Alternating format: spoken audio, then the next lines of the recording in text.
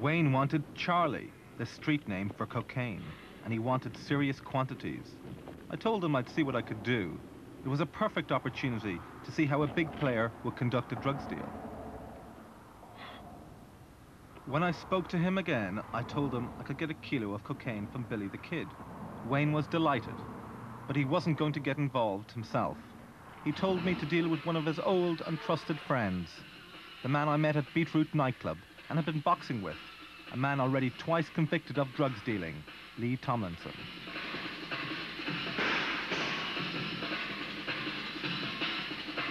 So basically, okay, there's two things. Okay, it's like, it's as per before. It says Billy's got 2K, 1K he's allocated to me, which I can get rid of, right? Yeah. You know, of pure Charlie. Yeah. And so find a price for me, and then we can organise details. But I'll be able to get a sample with him sometime in the next...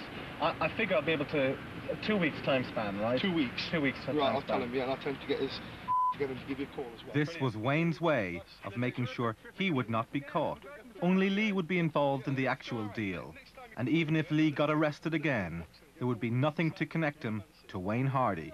The major player at the top has a large number of dealers which form a barrier between him and the investigation side of the police. It does afford quite a considerable amount of protection.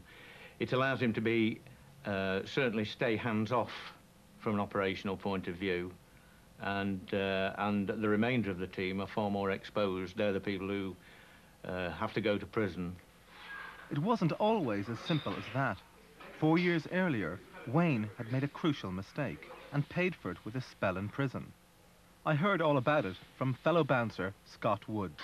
The thing is, you see, right, you get your man, right, let's see, you've got your main man, right, you've got his man who deals, is like #1 guy, then he's got a couple of lads, yeah, right, well these couple of lads down here get done, so now his right-hand man has got to go out and do it himself. This gets done, so the main man gets a phone call that's worth 10 grand to him. Does he say no because I'm not touching this stuff, or does he take the stuff? And that's how Wayne got done last time. He said, yeah, okay, and he went for the deal. And that's how he got caught. Because up to then, he didn't touch it. But all his men, the police have slowly got him. They're all at Nick. The only one left was him. He didn't have no one to do his run for him. No one that he trusted enough to do his run for him. It's a lot of money. He went and did it. Pulled. And that's how he got caught. Wayne's brush with the law had taught him another painful lesson. The police had managed to trace £120,000 of drug earnings. He was ordered to hand it over but refused.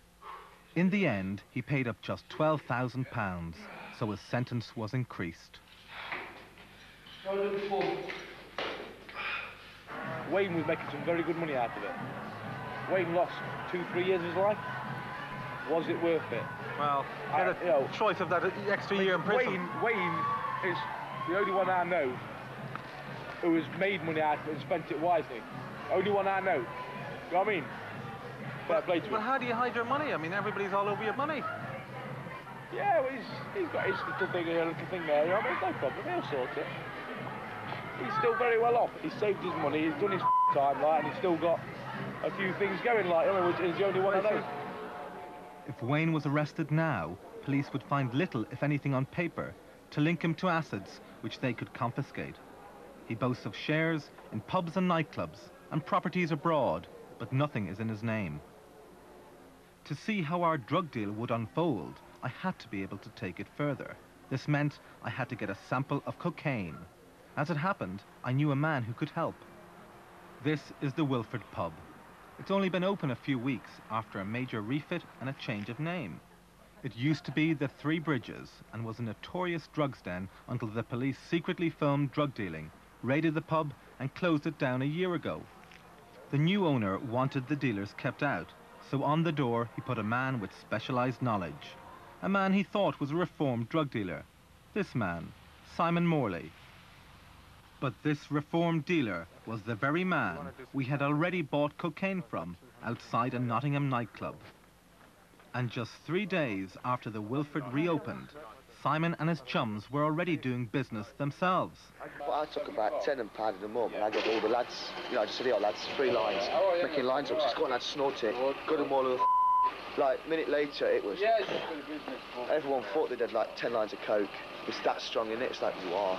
I'm busy, man. What's going on? What's going on?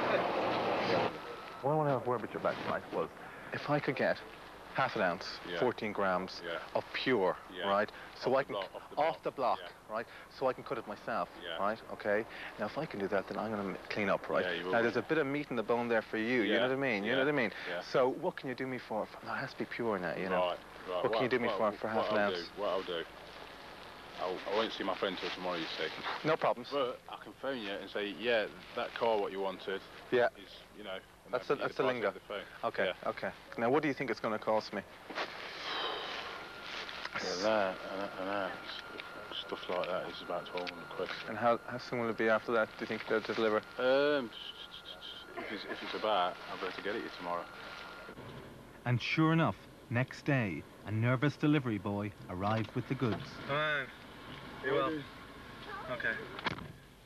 Alright, that's straightforward then, isn't it? Yeah, no problems. Just want to count that, mate. Yeah. Do you want to count it because it's 300 there? I'll just leave it there. Okay. Sort it out, yeah. Now I was dealing with people at the other end of the spectrum from Wayne. This young man was risking a heavy prison sentence to earn next to nothing. See you again, man. Okay, you know the story. I don't want to talk anything at all, you know what I mean? Because all I am is a runner, you know what I mean?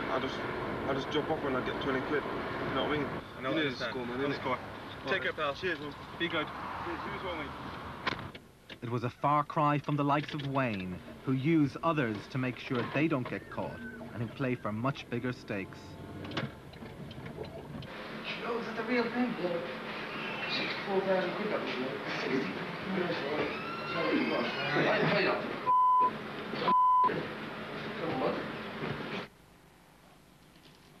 Now I had the cocaine sample to give to Wayne, but what would happen after that? I had little idea how to go about setting up a big drugs deal. I needed expert advice. Fortunately, I knew just the man, a man well versed in the art of drug dealing, my old friend, Scott Woods. If it's Wayne who's doing your deal, he comes up with his man, right? His man's got the drugs. Wayne goes up, 2 separate cars, right? This other man comes down with his man, right? One's got the money, the other one's got the car. Wayne and this man meet, the money's exchanged. His man goes to the other man, picks up the gear, takes the gear off. You know what I mean? So the drugs and money then do not meet again. They're in 2 separate cars.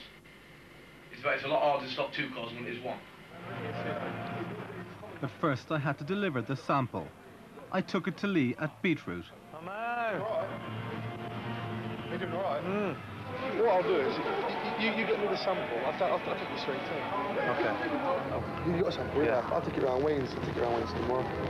So if you can have a word with Wayne and see what he would give me, right? I'm not too sure where he wants to do the deal, but our guy's pretty kosher, you know. We can sort something out. We'll have a chat to them next week, you know. No problem, all right? Yeah, I'll get it over to Wayne. Okay. And then a funny thing happened. I heard nothing for almost 3 weeks.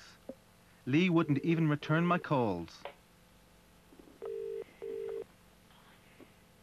There's no one to take the call at the moment, so leave your name and number and we'll get back to you as soon as we can. Bye-bye.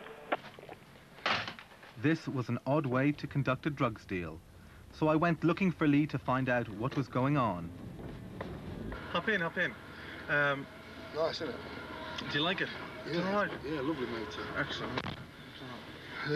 Anyway, what's the word in our man? Bad news, Tony. I got your message. I hadn't called you because I wanted to see you. You left that night, drove back home, driving back towards Ilkeston. Cop car comes out, followed me. I threw it out window, mate. I had no choice, Tony. You know what I mean? Because of my record, you know what I mean? I got searched, and I didn't get searched. Come to fall it. After I got searched, I went back to the spot on Trollmore and I looked nearly all night and I could not find it. Okay. What can I say? Okay. Gutted about it, mate. I didn't believe a word of it. He had either sold it or snorted it. Working through Lee was getting me nowhere. I had to talk to Wayne himself. Well, have you been in contact with Wayne? Have you seen the man? No, he's in Tenerife. He's in Tenerife. As it happens anyway. Okay. So, do you know when he's going to be back? Yeah, he's back